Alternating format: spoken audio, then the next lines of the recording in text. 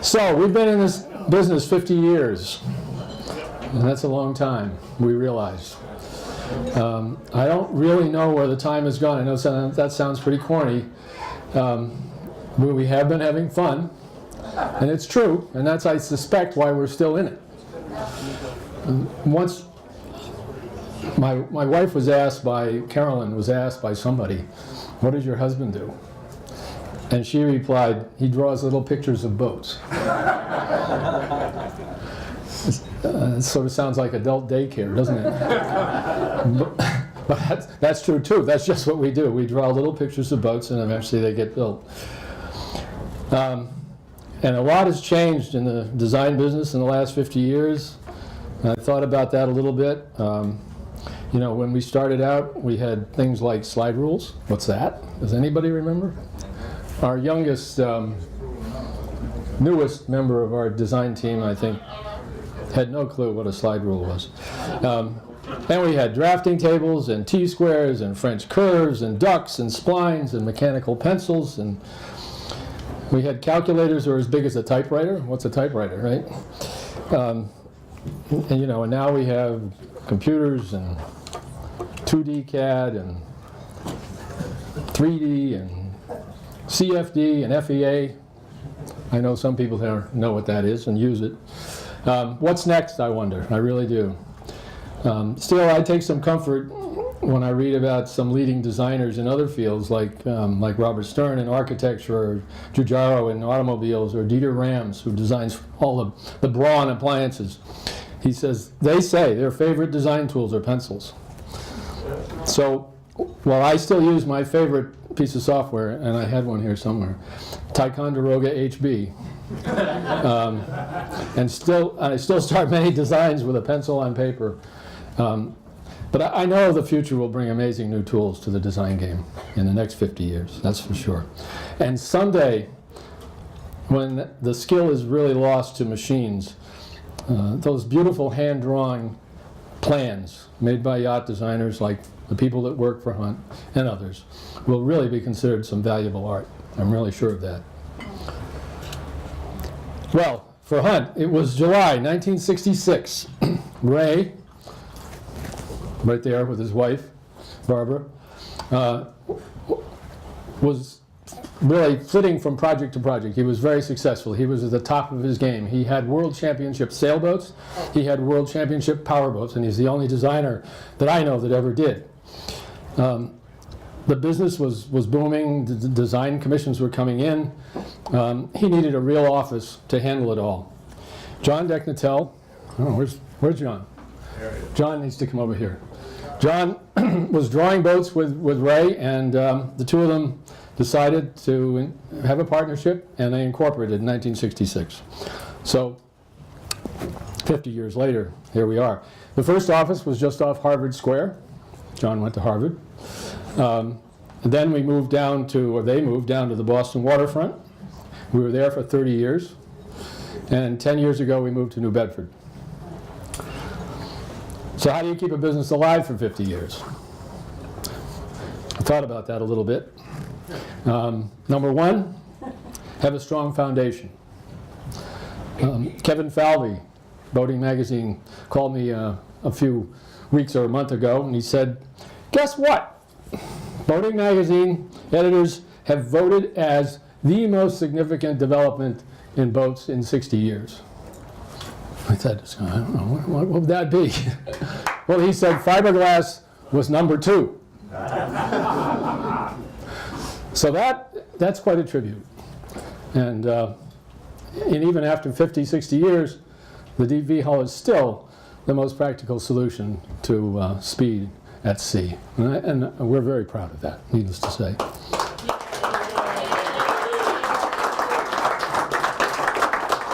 So number 2, you want to stay in business, you got to have good people. We've always had a great team of talented people. We still do. There's some of our alumni here tonight. John Kiley's here. There's over here, there's most of all the people that were with us for all those years. We probably missed a few. There's an awful lot of talent there. There were some people that I was very sad to see leave us. They went on to other careers. Would love to have kept them. But we've got a good team. But as with a lot of things, you want to stay diversified. Isn't that what your investment advisor tells you? So we have quite a variable portfolio. Don't put all your eggs in one basket. I mean, that's old-fashioned advice, but sound. We've really applied the Deep V concept to a wide range of boats, from 10-footers, PWCs, to 110-foot motor yachts. Then we branched out into a lot of hard-working boats, pilot boats, police boats, fire boats, military craft. And some of you here will remember that we designed a lot of sailboats from 1970 to 1990, the O'Day and Cal Ranger line. And thousands of those little boats were built. Thousands. Paid a lot of bills. So you can see a sample of our work. We sort of scattered it around. We assembled a collage of photographs and of people and boats, and that's just really a sample. Somebody said we should, for our 50th, we should put together a book of all our designs. I said, God, it'll take another 50 years probably. So. But we did some highlights: O'Day, Cal, Ranger sailboats, Spaceship sailboats. We designed for lots of production builders: Bertram, Chris-Craft, Boston Whaler, Regal, Cruisers, Pearson, Wellcraft, so many. Grady White has been one of our top clients for the past 27 years, designing Grady White boats. The East Bay 38. That boat started the whole blue boat phenomena. And the story behind that story is that the first boat, the prototype of the East Bay 38, was a custom boat built by Lyman Morse. And the owner of that boat is really the new owner of that boat is taking incredible care of it. It's called Meteor. We work with a lot of startup companies. Boston Whaler, obviously, with Ray did. Bertram. Robalo, the first Robalo was one of our boats. John had a license plate in Massachusetts that said Robalo. We did pretty well with that one. Blackwatch, Southport, and of course, on yachts. And that's a whole nother story. It was a good story, but it was I call it sometimes a midlife crisis. Sometimes I say I should just sort of bought a motorcycle, and maybe that would have been cheaper. Pilot boats. I suppose pilot boats are the highest use of Ray's concept. There's no question in my mind. Those boats tackle the worst the sea can dish out 24/7. And with our partners at Gladding-Hearn Shipbuilding right up here in Somerset, we have pilot boats in every major U.S. port, coast to coast. And in Canada, Bermuda, Bahamas, and South America. There's 3 of them right here in Newport. They work, and that's why they buy them. Believe me, you don't sell boats to pilots. They sell them to themselves. They really like them. The U.S. Navy and U.S. Coast Guard have hundreds of hunt designs in service, including the standard 34 coastal patrol boat that's all over the world. It was built by Sea Ark down in Arkansas, of all places. The 11-meter rib that's built by Willard Marine out in California is now standard on all large Navy ships. Then there are the custom yachts, built with partners such as Berger, Hinckley, Palmer Johnson, Lyman Morse, NEB, and Royal Houseman. So we've been prolific when I look back and see all the boats we've got in our files. I tell our clients that what you're buying from us is our experience, our knowledge, basically 50 years worth. And this knowledge largely lies in the people who've been with the firm for many years. And I wish our current staff would come up here, please. Don't hide. Because you guys are and girls are the ones that do this. Where's Peter? I don't know. He's hiding. All right. Doesn't matter. Peter arrived at the front door of Long Wharf in 1972 in his bright red Oldsmobile 442 convertible. Fresh out of Tufts, graduate engineer. Peter is our principal designer. He's very careful and very precise, which is good because he complements my tendency to ignore anything to the right of the decimal point. Craig O'Bara, our chief naval architect. He joined us in 1985. Now, and some of you people may not have been around in some of these years. I understand that. Master's degree from Michigan. Go Blue. I went to Michigan. It's not easy. My wife went to Michigan. That's where I got in trouble. Craig really carefully does our hulls, and with Peter is responsible for our engineering. And I'll bet that Craig still understands calculus, something I never could grasp. Bob Provincial, over here, came to us in 1988 after learning the trade under Brett Gladding at Gladding Hearn. He's what you might call a hawsepipe engineer. He learned on the job, and today he is at the top of the trade. He is extremely good at what he does. Bob is our commercial design expert, and he's drawn virtually all of our pilot boats. Joel Nider is also a Gladding Hearn alum. Joel's not with us tonight, unfortunately, but he's been with us since 1996. I guess you could say, Joel, every team needs a utility player, a Brock Holt, if you follow the Red Sox. And perhaps Joel is ours. He's very versatile. He does beautiful renderings. He does details. The only thing he doesn't like to do is weight estimates. Steve Weld retired this year after 33 years. He's not with us tonight either. But Steve was our kind of resident wordsmith and kind of the practitioner of the nuance of design. Sometimes he would make many different versions of a profile or an arrangement plan. You'd say, well, what's the difference, Steve? Oh, there's 2 inches here and there's 3 inches there. Okay. Anyways, he's missed for his puns and his cartoons, which he used to strew around the office. They were lots of fun. And I suspect he's at home right now building boats in his attic. He likes to do that. Ben Stoddard. Where's Ben? Right here. Ben Stoddard is what I would call our promising rookie. Okay? He's only been here since 2014. I mean, but he's a keeper, and I hope he'll be part of the future of this firm for a long time. Certainly his 21st century skills is really showing us where the design business is going. I mean, he makes the computer programs do things I don't even try to understand. And as a clue, he owns his own 3D printer and makes strange things. So, but that's where it's going, you know. And then, of course, there are the very best of our crew, and that's Serena Rousseau and Kathy Sempos right here. They take care of all the vital, i.e. money, details, and the mundane business details, so we can do our job. I mean, they're so thorough and so reliable, they are indispensable. I wouldn't know what to do without them. They too deserve kudos for putting up with a bunch of grumpy old men who sometimes act like little boys.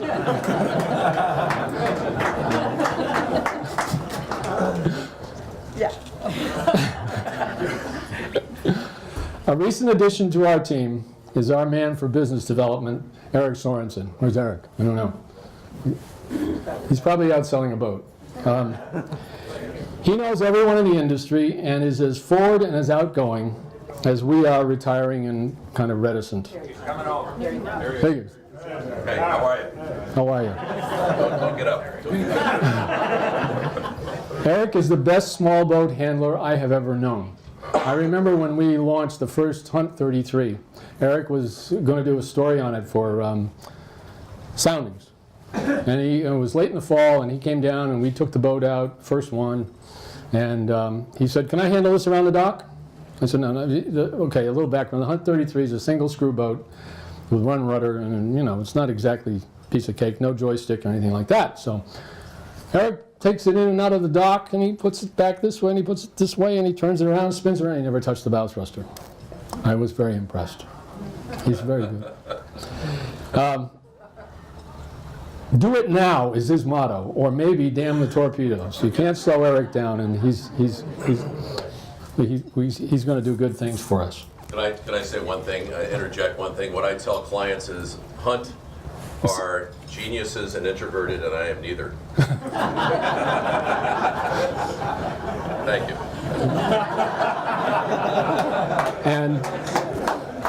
Where's John? Stop hiding behind the post, John. Please, come over here. There we go. You know, I saved John for last, clearly, but the man who really held the shop together for 50 years is Ray's partner, John Decknatel. People keep congratulating me on 50 years, you've done this, this is wonderful. This is the man to congratulate. He held it together. Okay?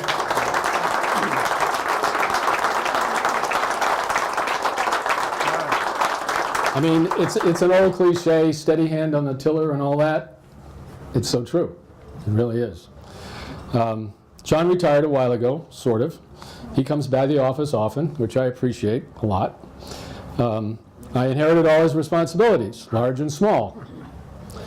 You know, John, I really did not realize all the annoying things you had to deal with. Now you know, right? I do. I have become very familiar with the topography of my bedroom ceiling at 3 a.m. And I can't imagine doing that for 50 years. You obviously know how to cope. I hope we did not give you too much grief. I really do. I know we made you some money, and I know you treated us very well. And I am extremely grateful for the opportunity you gave me in 1967. Thank you. All right.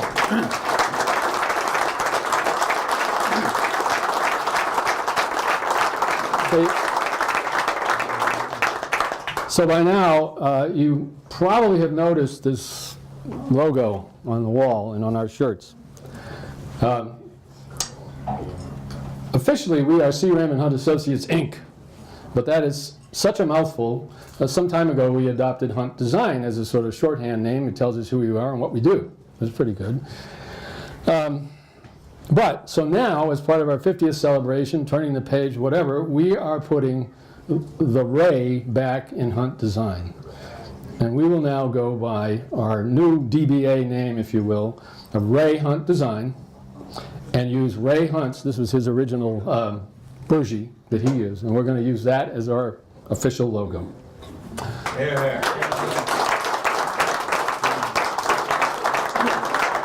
And so, okay, the end, finally, and I could really use a real drink now. Thank you to all of you who have supported us for all these years, because without you, the boat builders, the suppliers, the salesmen, the brokers, the media, all of you, and most of all, the buyers of our boats, because without you, we'd have absolutely nothing. So if I had a drink, I'd offer a toast to all of us. Thank you. Thanks so much. That's it.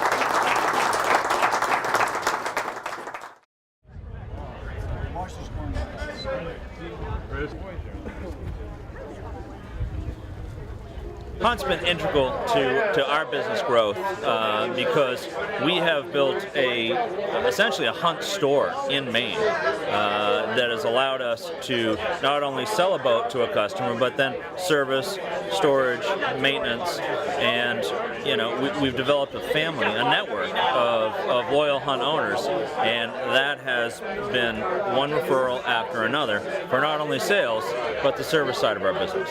So it's been integral to our business growth over the years, the relationship with Hunt Yachts. Well, when you're building a custom boat, one of the most important parts of the whole experience for the customer is not only the builder but the designer coming together as a team. And the team working together creates a legacy that often can't be, it adds value to every project, really. It's a very important part to everything that happens throughout the design and the build of it. Because when the team is working together, the whole system works together. The boat is exactly as predicted.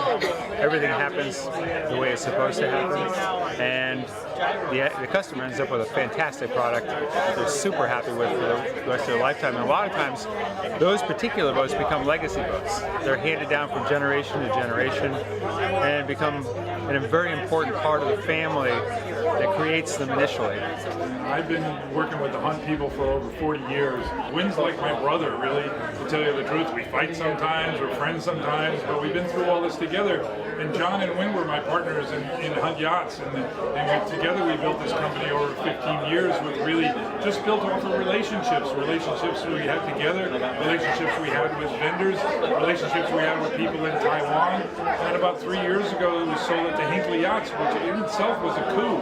And I continue to work at Hinckley Yachts, running Hunt Yachts, and supporting it and trying to continue to build the company. And recently, we just won another award for the best powerboat in the Newport Boat Show that we're at here today with the 72. So it's really been a great experience over the years. And I knew that the people at Hunt Yachts were really the best scientists in boats and boat engineering in this size range in the recreational industry. So I really attached myself with them and really built a successful career over the dependability that I knew I would get from Hunt, because I put them in positions here that they needed to succeed. Their engineering needed to be precise and it had to be exact or it would have been a failure. So I always had the confidence to hire them into companies like Four Winds, Boston Whaler, Chris Craft, a lot of big brands around here. And then I finally went back and built a company with them again because we were just so tightly held together. So at some point I'm going to be too old to do this, but I'm still at it.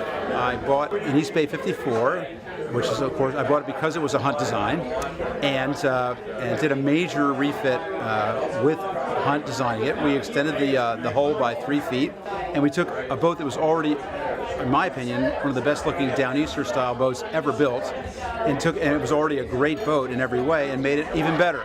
Every single professional I met at Hunt has integrity. Personal integrity and professional integrity. And I saw it every step of the way on the work, every step of the way in my interactions, and I just can't say enough positive things about the people at Hunt. It's just a terrific group of people, and every customer touch, if you will, was a positive experience.